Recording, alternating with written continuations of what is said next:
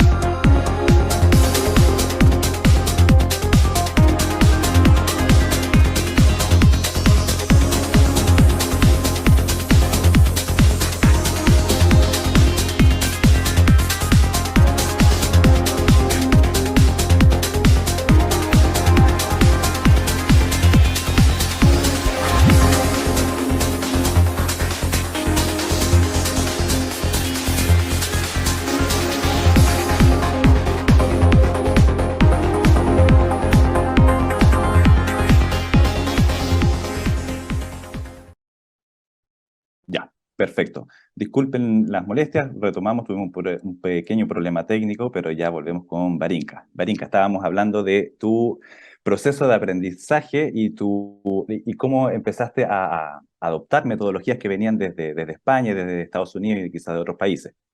Sigamos retomando desde ahí.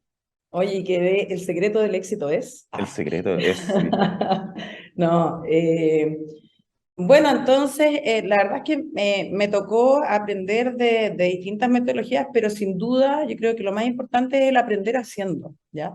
Y en ese aprender haciendo, como incluso en los emprendimientos, en todo el trabajo que uno hace, eh, tú te vas dando cuenta que cometes errores, ¿ya? Y vas viendo, digamos, cómo ir mejorando esos errores, ¿ya? vale, Entonces, en el fondo, digamos, sin duda yo aprendí mucho haciendo, negociando tecnología. Es muy distinto, digamos, a mí me tocó, por ejemplo, negociar una tecnología estando en la Universidad de Chile, que era entre Google y Glaxo, ¿ya? Que se llama, una empresa que se llama Verilai, que es una empresa gigante ujú, en el mundo.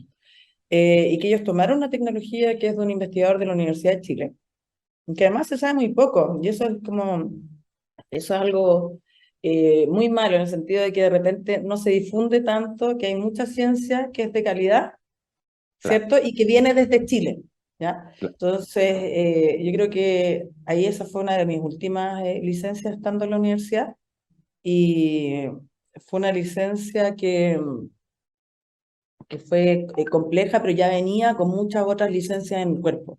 Perfecto. Entonces, tomé metodología y además aprendí haciendo. Sí, y dado eso, como tú dices, muchas veces no se conoce de ciertas tecnologías que se están realizando en Chile. O sea, nosotros los chilenos no sabemos que estamos haciendo tecnología. De hecho, tú lo ves en la prensa o en la difusión en general y hablamos de emprendimiento de todo tipo, pero el de emprendimiento o la investigación científica tecnológica que se transfiere, se habla muy poco. Entonces, para repasar quizá algunos conceptos. Transferencia tecnológica, algo ya mencionaste, ¿cierto? Es cómo transferimos estas investigaciones hacia el mercado a través de algún vehículo, ¿cierto? Una empresa que hoy ya está constituida. Pero spin-off, ¿cómo describimos ese fenómeno? Mira, el spin-off, antes de eso, Andrés, algo que se me quedó en el tintero en la pregunta pasada es que tú dijiste que esto es un oficio, ¿cierto? Y Ujú. tú estás en lo correcto. A nosotros no nos preparan para ser expertos o trabajar en transferencias tecnológicas, ¿cierto? Ni Entonces, menos en la hay un incubadora. registro, o en incubadora, claro. Y hay Sí. un registro internacional que se llama RTTP, que es Registered Technology Transfer Professional, que es una certificación que dice que tú tienes el mínimo, o sea, o cuentas, digamos, con las condiciones como para poder hacer transferencia tecnológica. Y eso es algo que hay pocos profesionales en Chile que lo tienen y que es muy importante, digamos, que se vayan certificando, porque en realidad yo cuento con esa certificación y es una certificación en el Fondo Internacional. Eso es como para cerrar el bloque anterior que se me había quedado ahí en el tintero, ¿ya? Vale, Eh, y con respecto a los spin-offs universitarios, mira, o sea, yo me acuerdo cuando yo llegué, le decían spin-outs incluso, ¿ya? sí. Era como, ¿qué es un spin-out? Decían los norteamericanos cuando venían, eran como, ¿qué es un spin-out? ¿Cachai? Yo no entendían. Pero el spin-off universitario se define como aquella empresa que se crea debido, digamos, a la tecnología que existe, proviene desde una universidad. Eso es lo que es el spin-off universitario. Entonces la universidad cuenta con una tecnología, una invención, y esta se la licencia, ¿cierto?, al spin-off en el fondo, o al Perfecto, sí. emprendimiento de base científica Por- tecnológica. porque se entiende que cuando dentro de las universidades, inclusive dentro de las empresas, pero en Chile sucede más, es principalmente está concentrado en el trabajo de investigación y desarrollo que hacen las universidades, que desarrollan una tecnología, generan un nuevo conocimiento. Claro. Pero de ahí a que esté disponible hacia la sociedad, hacia el sector productivo, hay todo otro mundo. Y ahí es donde yo te pregunto, ¿qué recomendaciones crees tú que podrías dar a los investigadores que están realizando esos nuevos conocimientos y que desean efectivamente transferirlo a la sociedad? ¿Qué Ujú. considerar? ¿Cómo encontrar el problema? Porque esto debe solucionar un problema real. Claro, mira, lo primero es que yo creo que efectivamente tiene que tener una mirada real, ¿ya? Una mirada en el fondo de que solucione un problema y que tú hagas una hoja de ruta en la cual tú veas hasta dónde llega la universidad y después cuándo necesitas salir. Y cuando sales, ¿cierto? Cuando esta tecnología sale ya de la universidad, a través de que si es un vehículo de emprendimiento y este vehículo de emprendimiento en el fondo necesita una persona que se haga cargo de él y que quizás no va a ser el mismo investigador y que está bien, ¿cierto? Ujú. O puede ser, digamos, a una empresa existente. Si es a través de un emprendimiento, se debe entender que generalmente necesita levantar capital, ¿cierto? Necesita crear redes de logística, un montón de regulación, etcétera, y tener un aprendizaje muy, muy nuevo con respecto, digamos, a lo que es formar una empresa, ¿ya? Y una Oye, empresa que tenga un flujo de caja que no dependa, digamos, de subsidios, ¿no? correcto, y que tampoco dependa de la universidad, porque si no se Que termina siendo un tampoco lastre, dependa ¿cierto? de la universidad. Claro, entonces desde ese punto de vista, y considerando que cuando se desea hacer transferencia tecnológica mediante el método del spin-off, finalmente hay una serie de capacidades o recursos que están involucrados. ¿Tú crees que existen algunas brechas en el proceso de generación de spin-off? ¿Tenemos las capacidades en nuestro ecosistema nacional para hacer eso? ¿Qué nos falta? A nivel de los equipos también están los recursos públicos, los subsidios, digamos, el capital privado. ¿Cómo lo ves tú? Mira, primero yo creo que en la universidad siempre ha estado, como digo, yo trabajé además en la Chile, y el problema que nosotros teníamos en ese tiempo, ¿ya? Es que muchas veces los investigadores, como se creen dueños de su idea, en el fondo de su investigación, eh, ellos dicen, bueno, tu universidad licenciamela a mí, pero onda, casi dámela gratis porque en realidad es mía. Y vienen sin un plan de trabajo, sin una estrategia clara, eh, sin, digamos, tener en cuenta que para crear una empresa tienes que dedicarle mucho tiempo.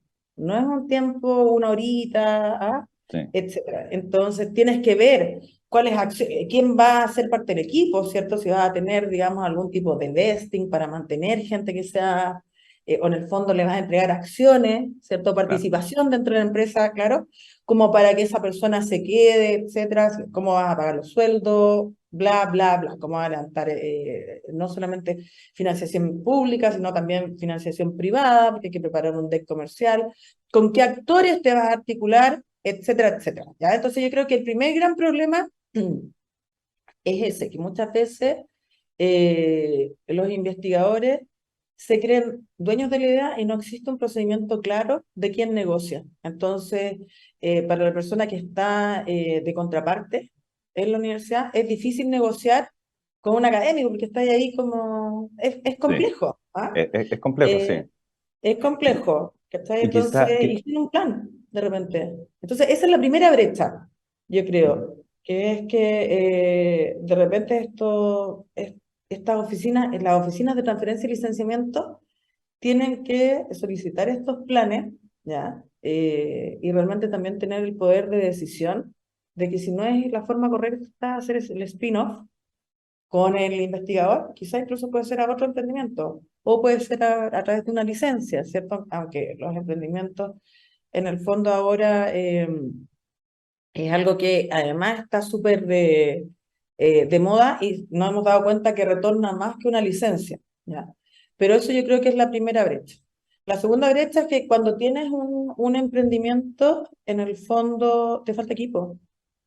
sí. Entonces el investigador no es el CEO, ¿ya? A Ujú. veces no es incluso el vocero, porque tiene muchas capacidades, ¿cierto? Conoce muy bien su investigación para trabajarla en el laboratorio, pero no necesariamente para levantar capital, ¿cierto?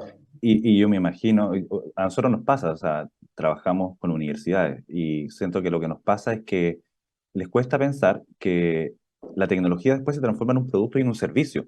Mm. Y como todos sabemos, los clientes están súper empoderados, entonces el producto, el servicio se tiene que mantener. Hay un proceso productivo que no vemos al académico a cargo de eso, vemos eventualmente un equipo de profesionales gestionando eso. Las cadenas de suministro, abastecimiento, distribución, la venta, como mencionaba, y también la postventa, porque hay que hacerse cargo también de los problemas que pueden ocurrir en términos de reparaciones. Pero, ¿cómo finalmente ves el modelo de trabajo desde la universidad, entendiendo que el académico es investigador? La idea es que siga trabajando en la universidad, no es que se vaya. Entonces, ¿cómo sigue prestando, cómo se mantiene la relación universidad-empresa en el caso exitoso de un spin-off? Claro, es que incluso se podría ir en algún momento, si él lo Vale. decidiera, si tiene el mindset de realmente salir y crear la empresa. Mira, a mí me gusta mucho el caso de Cipedi, Ujú. ¿ya? Que es este robot de las góndolas y todo, en donde está, digamos, el investigador, que es un investigador de la Católica, que sigue investigando, ¿ya? Porque eso es lo que le gusta, en realidad. A él le gusta investigar sobre estos temas y va mejorando, en el fondo, su producto, pero su producto ya está, o sea, ya está funcionando. Y por otro lado, tiene a esta otra persona que es la encargada de ver el negocio. Entonces, me gusta ese modelo, pero depende, digamos, del investigador, depende de las condiciones que tengan las universidades, depende de los contratos que existan, porque también de repente hay muchas brechas en cuanto a que se quiere tener demasiado control con Ujú. respecto, digamos, a ciertos temas del emprendimiento, y eso dificulta la entrada de que alguien invierta, Sí. ¿cierto? Entonces, ese modelo, digamos, a mí me gusta. Yo creo que hay que dejar, digamos, al emprendimiento lo más libre posible para poder, en el fondo, que ellos sigan avanzando. Y el investigador que tenga bien definido, que si quiere seguir en la universidad, puede continuar y tener, digamos, las reglas claras de dónde va a recibir las regalías, cómo va a seguir trabajando, digamos, con su emprendimiento, etcétera, para evitar además posibles conflictos de interés, ¿no? Sí, perfecto. Marinka, estamos muy cortos en el tiempo, pero no me quería despedir sin antes preguntarte cómo ves tú la participación de mujeres en empresas de base científica tecnológica. ¿Cuáles son los desafíos? ¿Qué nos falta?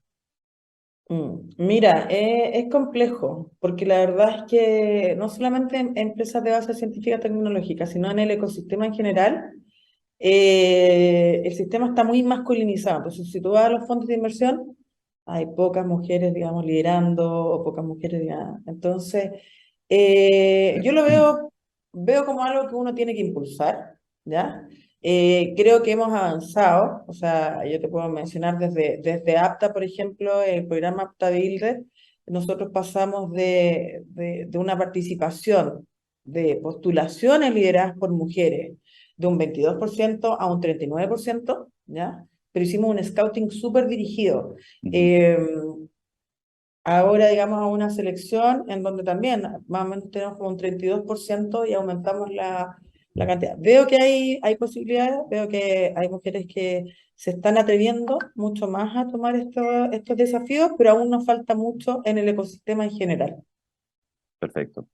Sí, así lo entendemos. Bueno, de hecho, en unos capítulos más, a fin de mes, probablemente nos va a acompañar una representante de un fondo de inversión que invierte exclusivamente en emprendimientos liderados por mujeres o con impacto en mujeres. Así que va a Qué estar súper bueno. entretenida esa conversación para mostrar que efectivamente se están produciendo ciertos cambios y la idea es, obviamente, apoyarlos, pero esto va a ser lento. O sea, se va a ir produciendo en la medida que también se vaya generando esta articulación entre la oferta y la demanda del acceso a capital, por ejemplo.